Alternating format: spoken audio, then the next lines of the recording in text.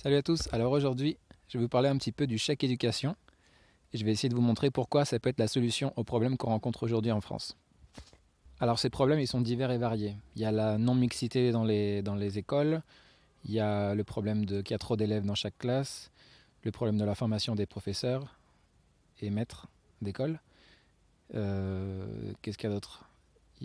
Tout ça, ça fait qu'en fait que beaucoup de monde met son enfant dans le privé ou le sort même de l'école est fait de l'instruction en famille. Parce que je rappelle que ce qui est obligatoire en France, c'est pas la scolarisation, c'est l'instruction.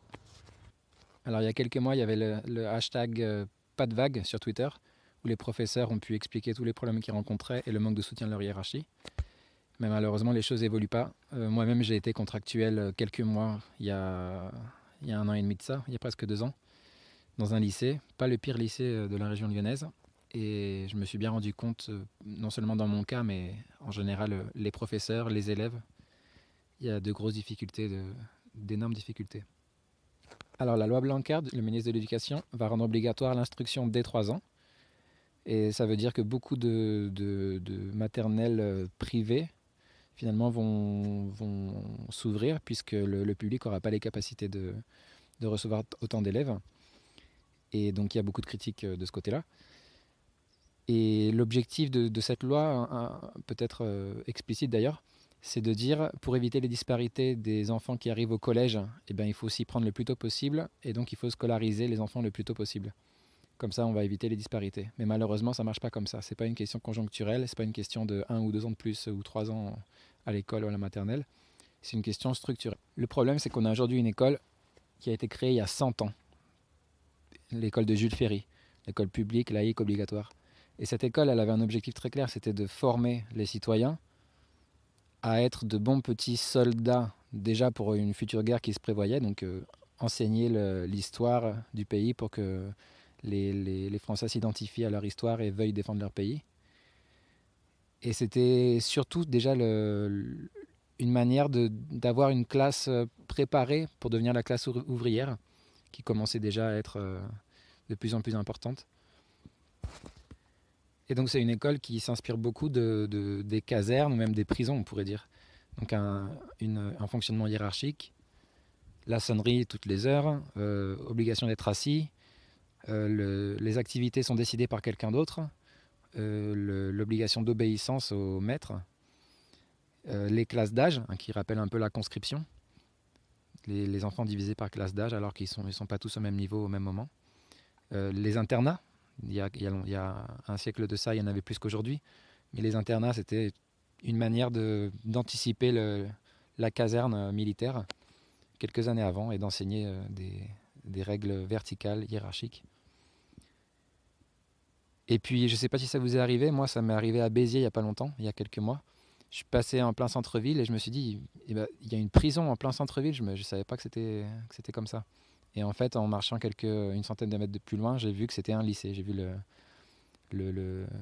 l'entrée, la porte, c'était marqué un lycée. Et je ne sais pas si ça vous arrive souvent, des murs très hauts, des bâtiments, une architecture très moche, mais au-delà de très moche, comment dire, très répétitive. Donc cette école publique dont on nous dit qu'on devrait être orgueilleux, en réalité c'est une école qui prend des enfants à peu près tous égaux au niveau cognitif, à 2, 3, 4, 5 ans, 6 ans, et qui transforme tout ça en une stratification de la société, un genre de caste, avec des gens qui sortent à 12 ans sans diplôme, des gens qui font de l'apprentissage, des gens qui obtiennent le brevet, des gens qui obtiennent le bac, des bacs pro, des bacs technologiques, etc. Et ça fait des catégories de gens qui vont ensuite aller travailler. Le système éducatif est très fort pour faire comprendre à chacun où est-ce qu'il va se situer dans la hiérarchie sociale. Ça, c'est vrai qu'il y a une forte efficacité du système éducatif. Et donc, pour offrir une alternative à ce système sclérosé, il y a des gens qui ont créé des écoles alternatives, on va dire Montessori, Freinet, Steiner, ou même des écoles démocratiques. Mais malheureusement, ces écoles, elles coûtent assez cher. Ça va de 200-300 euros par mois à 400, 500, 600 parfois. Ça dépend du lieu, ça dépend des choses mises en place. Et les gens n'ont pas les capacités de payer cet argent-là. Et c'est une grande limitation pour que les parents et les enfants puissent accéder à un système différent. Et donc là, il y a un peu deux visions possibles. Il y a le modèle finlandais et le modèle suédois. Je résume un petit peu à ça, hein. Le modèle finlandais, c'est en fait il y a 30 ans, 40 ans, il était très centralisé comme l'éducation nationale aujourd'hui. Et ils ont fait une grande réforme qui a pris des années et ils ont transformé le système en quelque chose de beaucoup plus décentralisé, avec une grande liberté pédagogique, une excellente formation des enseignants, des classes pas du tout surchargées, etc., etc. Modèle finlandais qui est aujourd'hui un exemple pour beaucoup de monde. Personnellement, je pense que l'éducation nationale est tellement sclérosée, comme j'ai dit tout à l'heure, que ça me paraît vraiment impossible. Et puis il n'y a pas du tout de consensus national qui se forme autour de l'idée d'une réforme, disons, pour transformer l'éducation nationale en quelque chose de décentralisé au niveau municipal ou au niveau, même pour les collèges et lycées. Donc je le vois très mal. Et il y a l'autre modèle, le modèle suédois. C'est complètement différent. En Suède, il y a un chèque éducation donné aux parents pour chaque enfant. Ce chèque éducation, il a une valeur spécifique et il peut être dépensé pour l'inscription de l'enfant à une organisation, une entité éducative euh, privée et même des écoles privées à but lucratif. Ça, pour moi, c'est relativement choquant. Ça, dans mon idée, ce ne serait pas possible. Il faudrait limiter ça à des associations ou des coopératives peut-être, ou des choses comme ça à inventer, enfin qui existent déjà, mais à développer. Mais pas envoyer les enfants dans des écoles dont le but est de faire un profit. Alors en France, on est très attaché au fait que l'éducation, et d'autres secteurs aussi, soit un service public. Mais en réalité, l'État, son obligation, c'est pas forcément d'offrir le service lui-même, mais ça peut être aussi tout simplement de garantir l'accès au service, sans surcoût pour les citoyens. Alors maintenant, si on s'intéresse à la question économique, on se rend compte que quelqu'un qui commence en maternelle et qui termine un doctorat, ou quelqu'un qui commence au primaire et qui termine un master, en moyenne, l'État aura dépensé 10 000 euros par an de scolarité.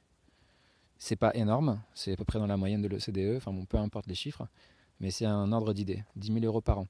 Sachant que c'est plus autour de 6 000 euros par an pour le primaire, 10 000 euros par an, donc la moyenne, pour le secondaire, et 14 000 euros par an pour le supérieur. Alors venons-en au cas concret. Si jamais j'ai un enfant qui va en primaire ou en maternelle, eh bien, si l'État me donne un chèque d'environ 5 000 euros par an, et que je décide que mon enfant sera dans de meilleures conditions dans un établissement associatif, par exemple, avec une pédagogie alternative, eh bien, ça coûtera moins cher à l'État, qui au lieu de dépenser 6 000 euros par enfant, dépensera seulement 5 000 avec ce chèque éducation. Et vu que très peu d'écoles primaires et maternelles vont demander plus d'argent que ça, en général, cette affirmation se vérifie à chaque fois. Imaginons maintenant que j'ai un enfant qui va au collège ou au lycée. Eh bien là, si je trouve un collège, un lycée qui me coûte seulement 5 000 euros par an, eh bien, à l'État, ça lui revient 2 fois moins cher, puisqu'au lieu de dépenser 10 000 euros par an, il dépensera seulement 5 000 avec ce chèque éducation. Et si jamais, et donc si moi je considère qu'il y a une qualité égale ou supérieure, c'est d'autant plus bénéfique.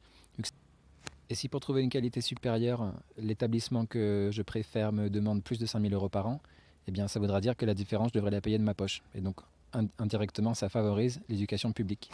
Et c'est le même principe pour l'éducation supérieure, qui coûte à peu près 3 fois plus cher que ce chèque éducation. Donc vous allez me dire que la réduction, elle n'est pas exactement de la valeur donnée, puisque la bureaucratie ne diminue pas aussi vite que le nombre d'élèves, mais ça va justement forcer à une transformation radicale de ce mammouth qu'est l'éducation nationale, malgré tout. Tout le bien ou le mal qu'on en pense, objectivement, c'est une machine énorme. Du point de vue d'une personne libertaire ou libérale, c'est largement défendable l'idée qu'on ait une liberté pédagogique, une liberté de choix, de savoir où son enfant, ou soi-même quand on est adulte, ou un enfant déjà un peu grand, on va étudier, on va apprendre des choses. Et pour des gens de gauche, c'est souvent un peu choquant. C'est un peu choquant l'idée de se dire, voilà, on va aller dans le privé, et puis finalement, il n'y a plus de service public. Et donc, je pense que c'est vraiment pas ça. Si l'État garantit l'accès sans surcoût, et avec une diminution des frais pour l'État, c'est bénéfique sur tous les plans. Et donc on obtiendrait un système beaucoup plus diversifié qu'aujourd'hui, avec des entités publiques, des universités, des écoles, des collèges, lycées publics, d'autres qui seraient gérées par les parents, peut-être pour des cas des crèches parentales, d'autres écoles qui seraient alternatives, qui seraient associatives, etc. Des universités, pourquoi pas coopératives, ou des choses de ce style. plein de choses à inventer, peut-être même des universités populaires qui pourraient vraiment devenir des universités et avoir les moyens financiers de réaliser des activités. Voilà, c'est tout pour cette fois. J'espère que j'aurai au moins réussi à vous intriguer un petit peu et puis vous proposer un modèle un peu différent à celui de la Finlande. Peut-être la Suède, ça peut être un autre modèle très intéressant et très utile pour la France. Ça a été un peu difficile d'enregistrer cette vidéo, donc j'espère que c'est pas trop confus. En attendant, à la prochaine. Ciao.